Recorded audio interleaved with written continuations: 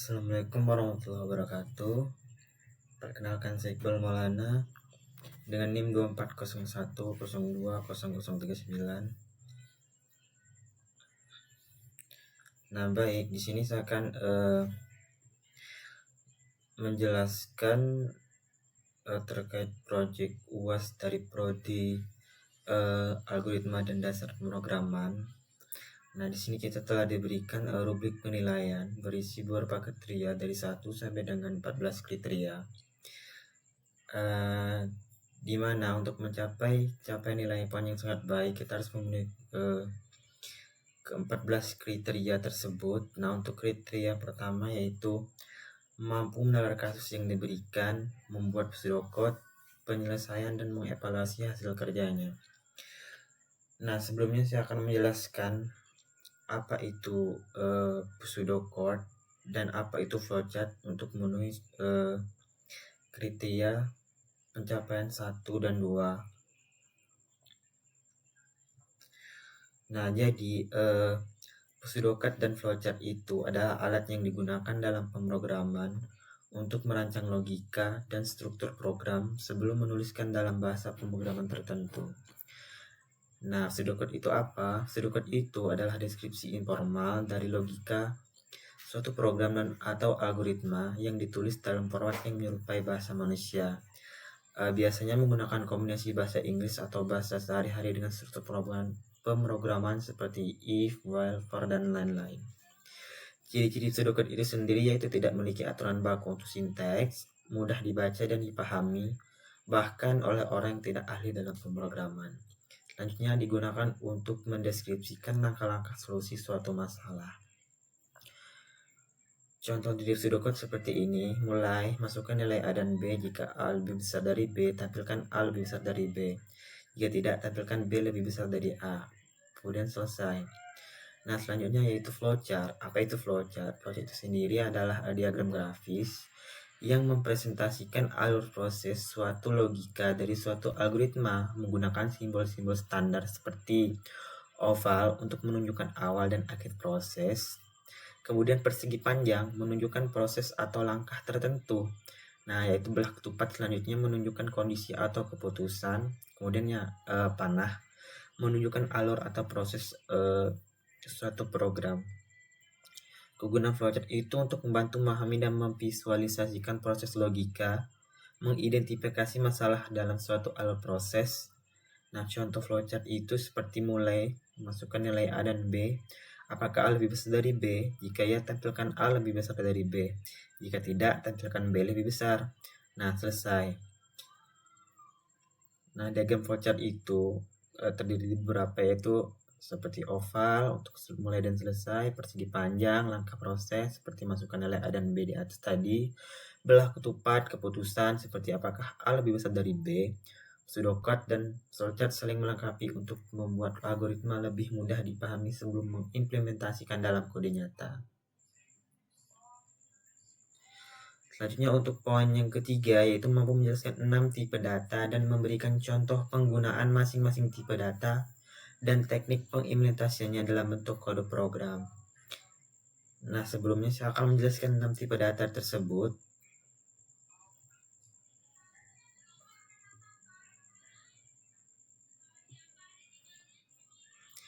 Nah, jadi tipe data itu ada 6 tipe data yang diminta, yaitu yang pertama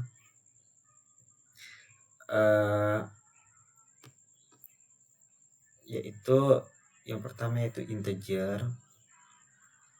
Nah, apa itu integer? Integer adalah tipe data yang digunakan untuk menyimpan angka bulat, baik positif maupun negatif maupun nol tanpa komponen desimal.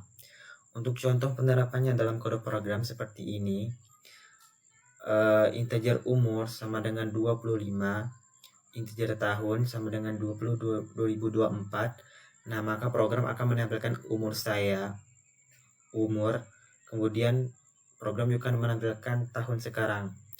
Untuk contoh outputnya seperti ini, kita run kodenya dan hasilnya. Nah, jadi di sini umur saya 25 tahun, tahun sekarang 2024. Selanjutnya ada namanya tipe data float.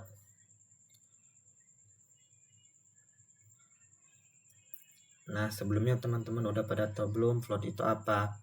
Nah, jadi float itu adalah tipe data yang digunakan untuk menyimpan angka, yaitu angka desimal atau bilangan real dengan presisi lebih rendah dibandingkan tipe double. Contoh penerapannya dalam kode program seperti ini. Float PI P sama dengan 3,14, 3,14, float suhu sama dengan 36,6. Nah, maka program akan menampilkan nilai dari V dan program juga akan menampilkan suhu tubuh normal. Kita sekarang coba untuk run hasil dari programnya. Nah, ini jadi contoh untuk output yang dihasilkan, yaitu nilai PI atau nilai P yaitu 3,4, untuk suhu tubuh normal yaitu 36,6.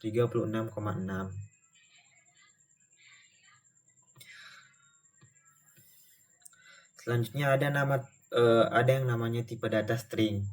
Nah, tipe data string ini adalah tipe data yang digunakan untuk menyimpan kumpulan karakter atau teks string memerlukan pustaka string untuk digunakan. Nah, contohnya dalam penerapan kode programnya seperti ini. String nama sama dengan Iqbal, string pesan sama dengan halo, bagaimana kabarmu? Nah, maka program akan menampilkan untuk nama dan juga pesan.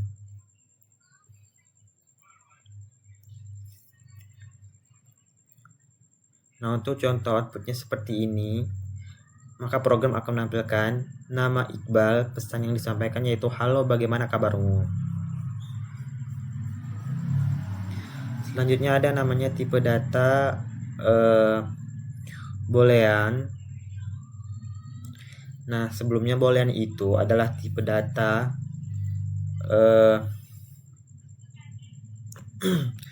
boolean ini adalah tipe data yang digunakan untuk menyimpan nilai logika, yaitu true, benar, atau false, salah. Contoh penerapannya dalam kode program yaitu seperti ini. Bool is login, true, bool is admin sama dengan false atau salah. Maka program akan menampilkan untuk riwayat login dan akan menampilkan untuk apakah pengguna itu admin.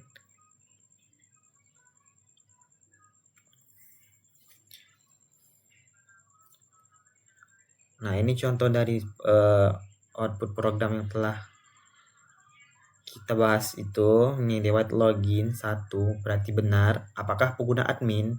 Jika tidak berarti false, salah.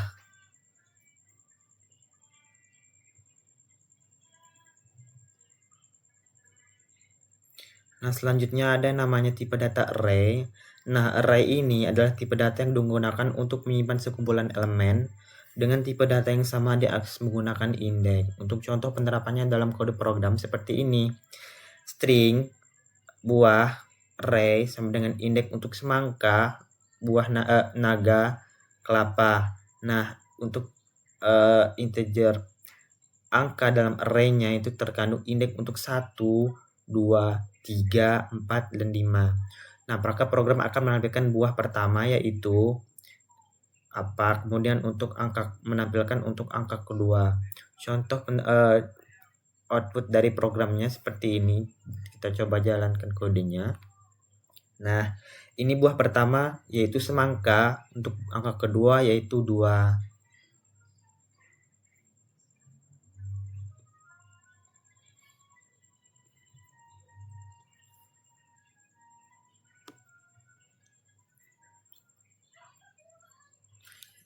Selanjutnya ada yang namanya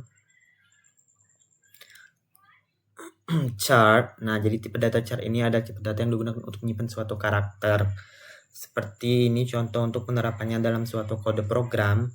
Chart huruf sama dengan A, cout, maka program akan menampilkan sebuah karakter.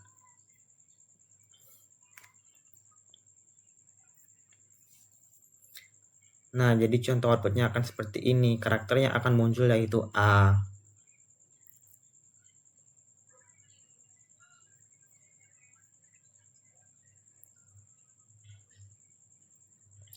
Nah, untuk rubrik yang selanjutnya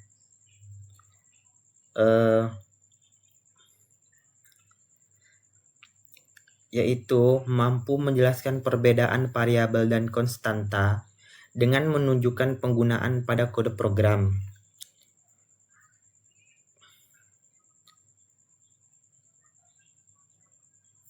Nah, jadi di sini saya akan menjelaskan terlebih dahulu perbedaan dari variabel dan perbedaan dari konstanta. Nah, variabel itu adalah tempat penyimpanan data yang nilainya bisa berubah selama program berjalan. Dia bisa dideklarasikan menggunakan tipe data seperti integer, float, chart, dan lain-lain. Kegunaannya untuk menyimpan data yang akan dimodifikasi dalam suatu program. Nah, sedangkan konstanta itu adalah tempat penyimpanan data yang nilainya dapat diubah setelah dideklarasikan. Seperti contohnya deklarasi menggunakan kata kunci konstanta sebelum tipe data. Kegunaan konstanta ini untuk menyimpan nilai tetap yang tidak akan berubah selama program berjalan. Seperti nilai matematis atau konfigurasi tertentu. Contoh penggunaan untuk variabel dan konstanta dalam suatu kode program itu seperti ini. Nah, ini untuk contoh penerapannya dalam kode program. Konstanta double PI sama dengan 3,14159. Kemudian double radius 5,0.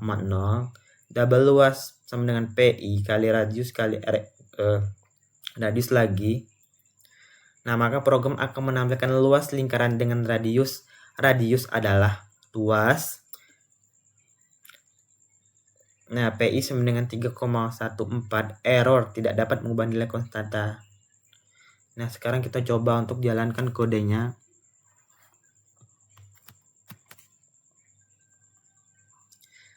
Nah, maka output yang akan dihasilkan yaitu luas lingkaran dengan radius 5 adalah 78,5397. Selanjutnya yaitu konstanta. Untuk penerapannya ke dalam kode program yaitu seperti ini.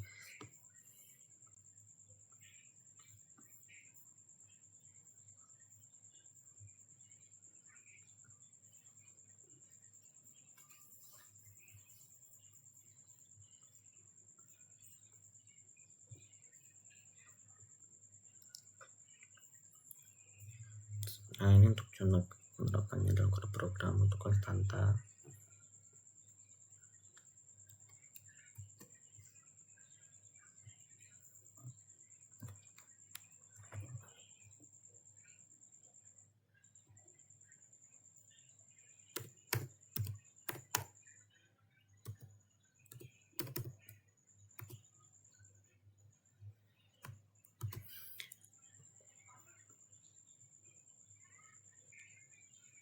Nah, ini contoh penerapannya dalam kode program.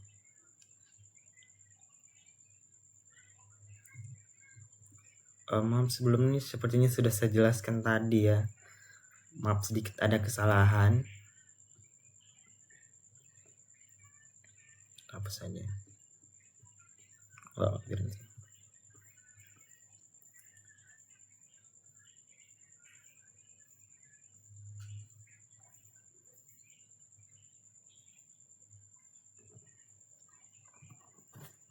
Oh, ini tadi untuk penjelasan untuk nilai variabel tipe suatu variabel. Nah, untuk konstanta itu penerapan contoh penerapan kode programnya seperti ini. Nah, ini untuk variabel.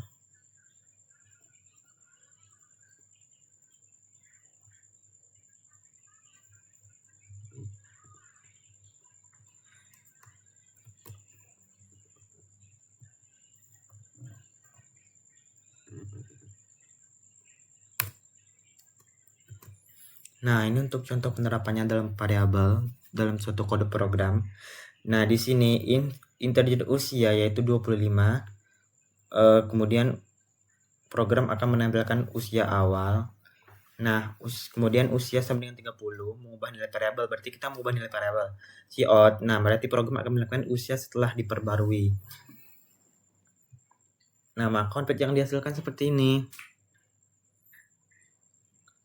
Nah, usia awal yaitu 25 tahun, usia setelahnya diperbarui yaitu 30.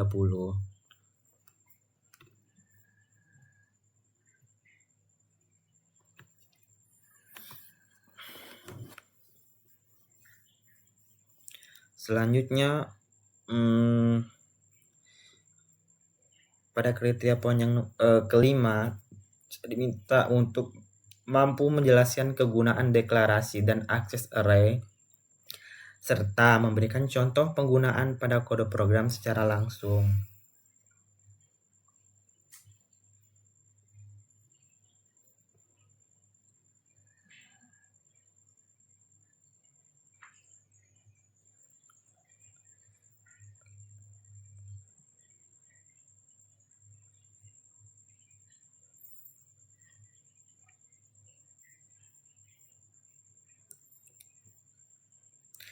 Nah, jadi di sini tadi saya diminta untuk mampu menjelaskan kegunaan dari deklarasi dan array dan akses array serta memberikan contoh penggunaan pada kode program secara langsung.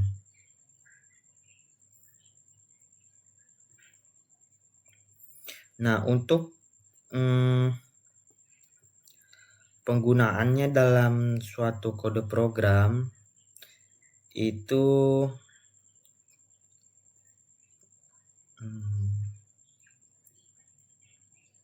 mana ya?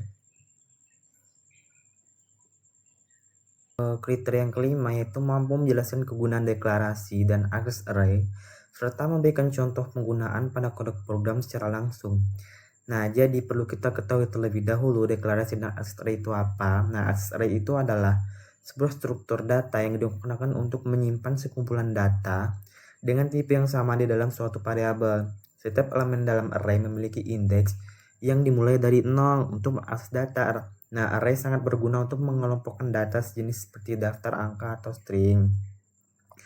Untuk contoh pengimplementasiannya dalam suatu kode program yaitu seperti ini. Nah, ini contoh untuk deklarasi array.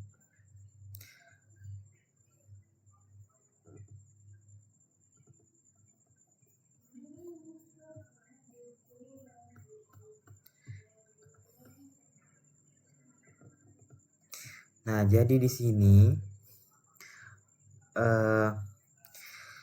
deklarasi array integer angka yaitu array 5, maka program akan menampilkan masukkan angka 5 angka untuk integer i sama dengan 0, kemudian i lebih kecil dari 5, i plus plus atau ditambah. Nah, maka program akan menampilkan angka ke berapa. Nah, untuk kemudian siin angka, masukkan angka i. Kemudian cout, ya, maka dia akan menampilkan n, nilai yang dimasukkan adalah berapa, kemudian untuk integer i sama dengan 0. I lebih kecil dari 5, i plus plus, maka program akan menampilkan angka. Nah, contohnya seperti ini. Kita coba kode run untuk kodenya.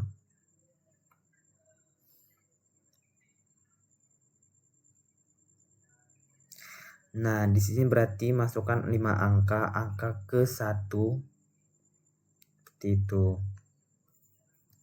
Ini 3, kedua 2, ketiga 3, 4, 5, itu 6. Nah, seperti ini. Nilai yang dimasukkan adalah angka 0, 3, angka array dari 1, 2, angka array dari 2, 3, angka array dari 3, 5, angka array dari 4, 6. Nah, selanjutnya yaitu untuk yang kriteria yang ke-6 yaitu mampu menjelaskan dan memberikan contoh percabangan dan dengan berbagai jenisnya dengan membuat kode program secara langsung. Nah, jadi perlu kita ketahui terlebih dahulu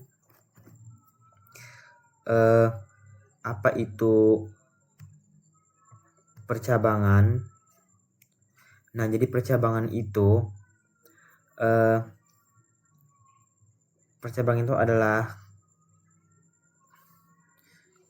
percabangan digunakan untuk pengambilan keputusan berdasarkan kondisi tertentu, sedangkan perulangan itu digunakan untuk mengeksekusi kode secara berulang-ulang berdasarkan kondisi. Nah, jadi untuk penerapan contoh percabangan dalam kode program itu seperti ini. Nah, ini untuk contoh percabangan. Integer nilai sama dengan 85. Jika nilai lebih kecil atau sama dengan 75, maka cout atau dia program akan menampilkan lulus.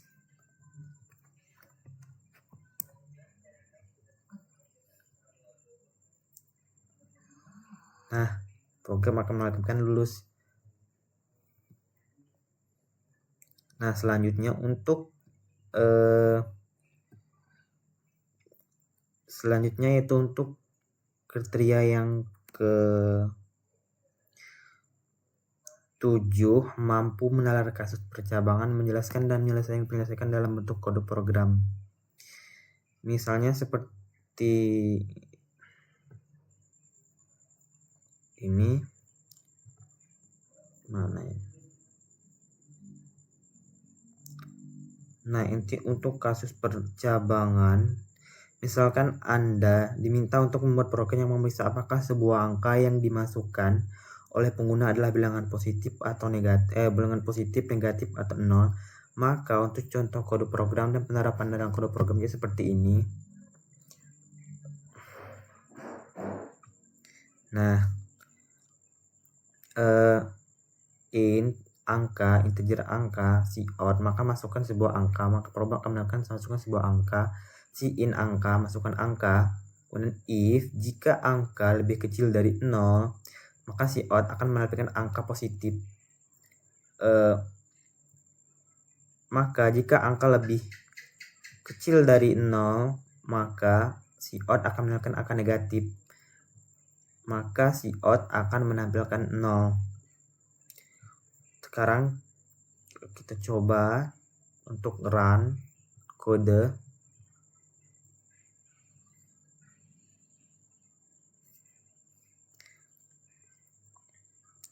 Nah, masukkan angka, misalnya 4. Nah, maka akan masukkan sebuah angka yaitu 4, maka angka yang muncul yaitu maka program akan munculkan angka positif karena dia lebih besar dari 0.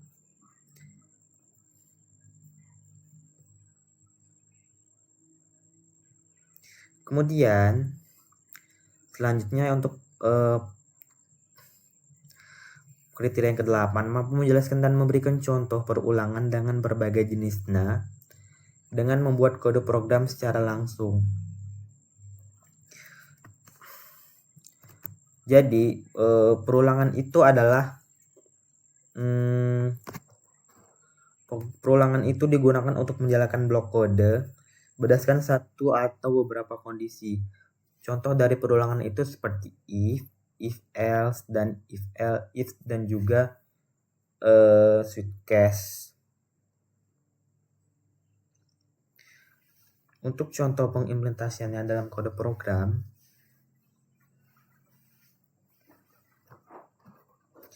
untuk perulangan seperti ini. Nah, saya akan menjelaskan untuk kode perulangan for saja. For integer i sama dengan 1, i lebih kecil atau sama dengan 5, i tambah plus, maka program akan melakukan iterasi ke. Untuk itu kita coba jalankan program.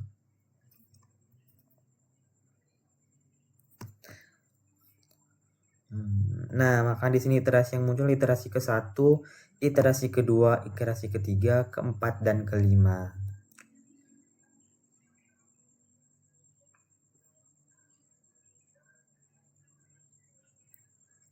Kemudian selanjutnya mampu menalar kasus perulangan, menjelaskan dan menyelesaikannya dalam bentuk kode program perulangan. Jadi misalnya kita diberikan contoh kasus seperti ini. Nah, misalkan Anda diminta untuk membuat program yang menghitung jumlah nilai dari angka 1 hingga n, di mana n adalah angka yang dimasukkan oleh pengguna. Program ini menggunakan perulangan untuk menambahkan semua angka dari 1 hingga n. Nah, untuk contoh penerapannya dalam kode program bisa dilihat seperti ini.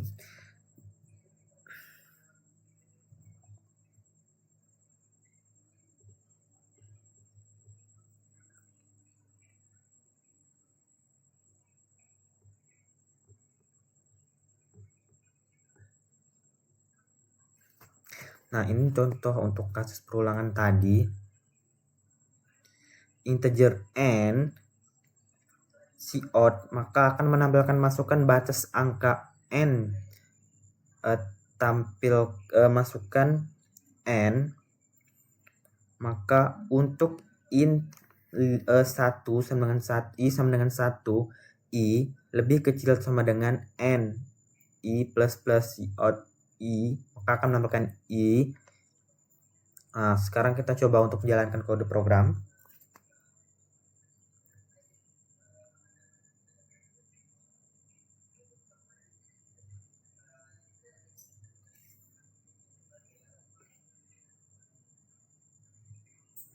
Nah, masukkan batas angka n, misalnya 4.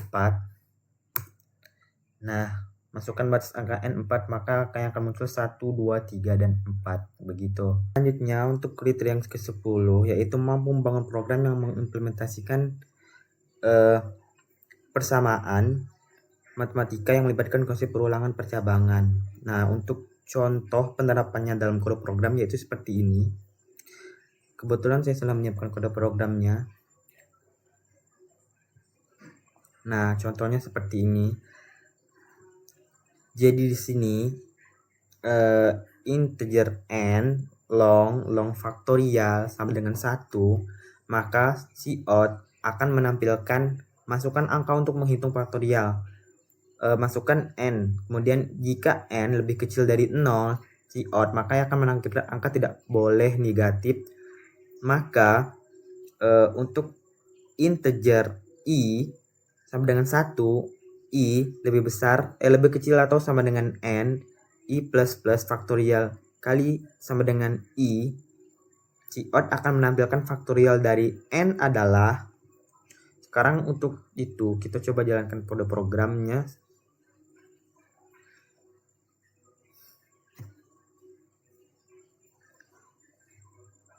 Nah, masukkan angka untuk menghitung faktorial. Misalnya kita masukkan 2.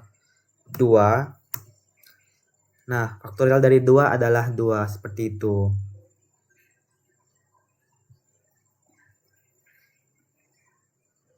Selanjutnya yaitu mampu menjelaskan konsep fungsi, jenis-jenis nilai kembalian, manfaat, dan dapat memberikan contoh fungsi dalam bentuk kode program. Kemudian menalar kasus dan memberikan sebelumnya untuk kriteria 10, 11 dan 13, 12, 13 dan 14 ini kita langsung saja untuk ke instruksi sesuai dengan kasus yang telah diberikan di sini. Nah, ini Pak Tono memiliki pekerjaan pemindahan yang barang kantor dari gedung A ke gedung B. Pak Tono memiliki fasilitas alat pembawa barang sebanyak 2 buah dengan spesifikasi berbeda. Pembawa pertama bisa membawa 2 barang besar sekaligus, tetapi pengoperasiannya sangat berat, sedangkan pembawa kedua hanya bisa membawa 5 barang kecil sekaligus. Pengoperasiannya ringan. Pak Tono harus memindahkan 10 barang besar dan 15 barang kecil. Di sisi lain, pembawa kedua dapat membawa 1 barang besar dan membawa pertama dapat membawa 6 barang kecil dalam satu waktu. Pak Tono hanya bisa mengoperasikan 1 pembawa, sehingga Pak Tono harus menghitung beban untuk memindahkan seluruh barang tersebut. Anda diminta Pak Tono untuk membuat program untuk mencari kombinasi pekerjaan yang tidak memerlukan atau tidak berulang dan tidak membuang banyak tenaga. Nah, instruksinya buat dan jelaskan pseudocode dan flowchart untuk memenuhi kriteria 1 dan 2. Nah, jadi sesuai kriteria 1 dan 2 di sini. Nah, untuk flowchart dari kasus Pak Tono itu seperti ini. Nah, pertama kita mulai program, selanjutnya inisialisasi jumlah barang, kemudian selanjutnya inisialisasi kapasitas pembawa, selanjutnya set waktu total sama dengan 0, kemudian barang besar 0 atau barang kecil lebih besar dari 0. Jika tidak, ya program akan selesai. Ini contoh bentuk kode flowchartnya emang agak rumit karena sesuai dengan program yang telah kita buat nanti. Nah, seperti ini.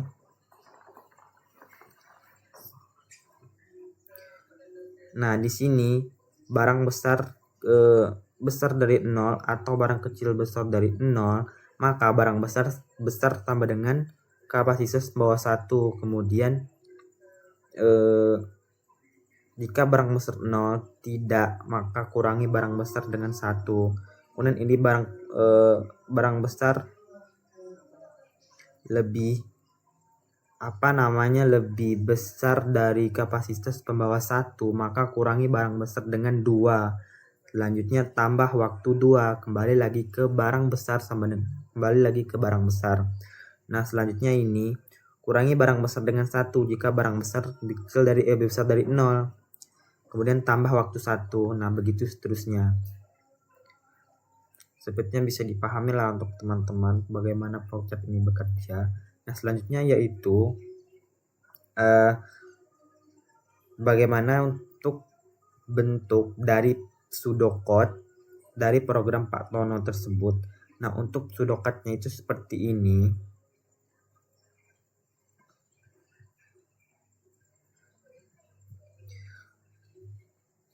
Nah, mulai start initialize barang array 2 sama dengan 10, indeks 10, 15, kemudian initialisasi kapasitas bawah 1 array 2, 2 indeks 6 dan 2 dan 6, kemudian inisialisasi kapasitas pembawa barang 2 array 2. Kemudian set waktu total, print, mulai proses pindahan barang, kemudian while barang besar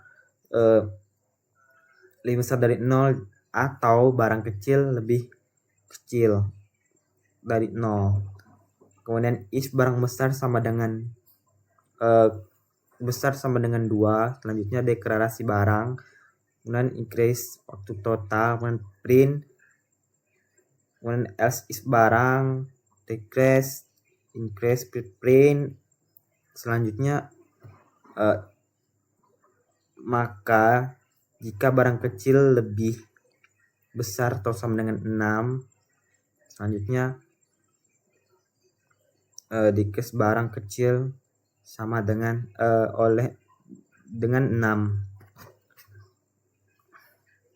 Nah, ini untuk contoh flow dari pseudocode program Pak Tono. Saya telah diberikan kurang lebih seperti ini.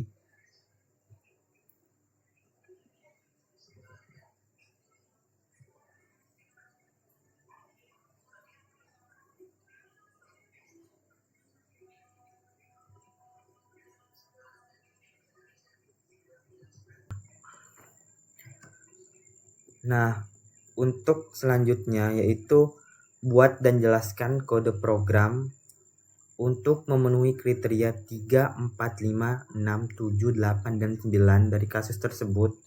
Nah, jadi untuk kode programnya itu seperti ini. Nah, di sini point pindahkan barang, kemudian integer barang, array 2 yaitu 10, 15, konstantan kapasitas membawa 2 sama dengan kapasitas array 2 sama dengan indeksnya itu 2 dan 6. Kemudian untuk kapasitas pembawa 2 array 2 maka indeksnya 1 dan 5. Kemudian integer waktu total sama dengan 0 cout, maka akan menampilkan proses pemindahan barang.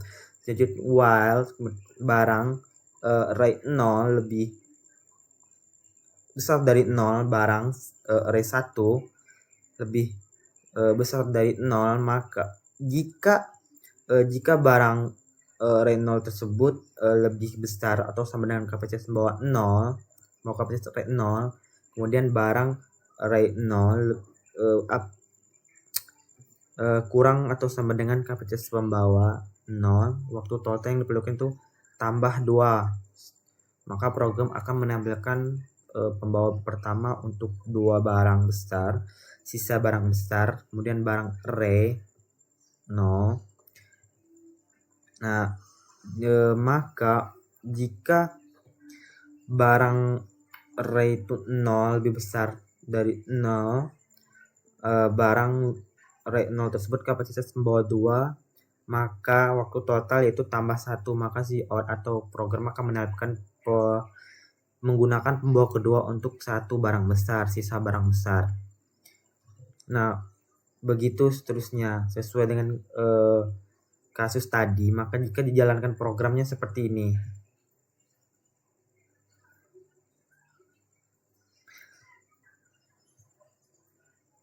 Nah, jadi di sini mulai proses pemindahan barang. Menggunakan pembawa pertama untuk 2 barang besar, sisa barang besar 8. Menggunakan pembawa pertama untuk 2 barang besar, sisa barang besar 6. Kemudian menggunakan pembawa pertama untuk 2 barang besar, sisa barang besar 4. Selanjutnya menggunakan pembawa pertama untuk 2 barang besar, sisa barang besar 2. Selanjutnya menggunakan pembawa pertama untuk 2 barang besar, sisa barang besar yaitu 0. Nah, kemudian menggunakan pembawa pertama untuk 6 barang kecil, sisa barang kecil sama dengan 9. Nah, selanjutnya menggunakan pembawa pertama untuk 6 barang kecil, sisa barang kecil 3. Nah, menggunakan pembawa kedua untuk 3 barang kecil terakhir. Jadi dapat disimpulkan di sini untuk total waktu yang dibutuhkan itu 15 menit. Nah, jadi dapat disimpulkan untuk pembawa mana yang lebih efisien atau lebih tidak membuang-buang tenaga dalam kasus Pak Tono tersebut, yaitu untuk pembawa pertama, karena bisa memindahkan barang besar dan barang kecil dalam waktu yang lebih singkat. Jadi seperti itu. Instruksi terakhir yang ketiga itu saya diminta untuk buat penjelasan kode program untuk mengimplementasikan persamaan standar deviasi dan proses data-data berikut, yaitu dari data 3, 6, 3, 7, 5, 8, 9, 4, 4, 5, 2, 1, dan 2. Nah, di sini untuk pengimplementasiannya kita dilarang menggunakan fungsi built-in atau pustaka. Nah, di sini untuk penjelasan kode programnya diberikan array untuk data rata-rata min, yaitu dihitung dengan menjumlahkan semua elemen dalam array dan membaginya ke dalam n, membaginya dengan jumlah n. Kuadrat selisih dihitung dengan menggunakan elemen data dengan rata-rata, kemudian mengkuadratkan hasilnya. Nah, kemudian varian dihitung dengan menjumlahkan kuadrat selisih semua elemen dan membaginya dengan jumlah elemen. Nah, selanjutnya standar deviasi dihitung dengan mengambil akar kuadrat dari varian menggunakan fungsi squared, fungsi squared dari pustaka Simet. Contoh hasil outputnya akan seperti ini.